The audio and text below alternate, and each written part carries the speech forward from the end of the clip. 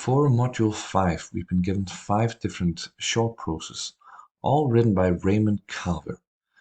And when we talk about Raymond Carver, he's often associated with a very distinct kind of writing, the genre of dirty realism. And how do we define this type of genre, dirty realism? Well, in this in these 5 different short proses we've been reading, the starting point is almost always the mundane life of a mundane man. But the thing that sets the story out is a complicated situation. For example, will be Quiet Please, the first short prose that we read. Well, it was infidelity that we read about. The wife and the husband didn't talk about it. It was almost a kind of taboo. But after 2 years after the incident, they finally talked about it, and we followed the man's reaction of the incident and the wife's reaction.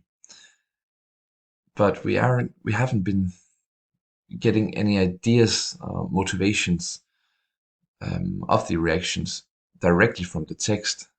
There are many underlying themes that we have to interpret ourselves. So it makes the text very raw and open for interpretation. And therefore, I would say that the stories are very relatable, even though it's a very special kind of setting. For example, in Will Be Quiet Please, infidelity. Even though most people hopefully haven't experienced such a thing, well, you get to relate to the emotions and the feelings.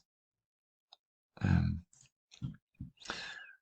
that's, well, I would say it's a result of this kind of writing, this restricted writing that has no adverbs or adjectives. You don't get a sense of when or where, and you don't get a feeling of what they're doing exactly, or what's or what's what can I say, what's happening, or their motivations.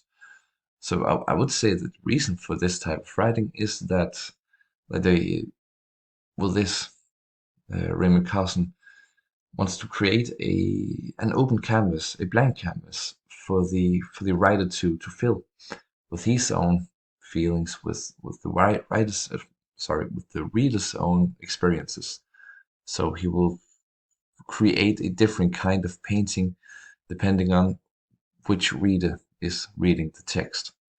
And I find that very exciting, actually. But if we're going to talk a bit more about Raymond Carver's personal life, well, his youth was influenced by poverty and a very humble upbringing, filled with alcoholism and addiction. So his childhood and youth was very raw, and I could imagine that a lot of that upbringing is brought into his writings, which is raw as well. And the writings has a lot of themes such as alcoholism and addiction, and the raw reality. It isn't portrayed with humor, such as it often is with the writings of Hemingway's, but it is the very dirty reality of life that is portrayed in his writings. Well, you could argue that the main characters in the novels is is is well is created in his own image, and that's where he brings his inspiration from. But it is a very exciting kind of writing.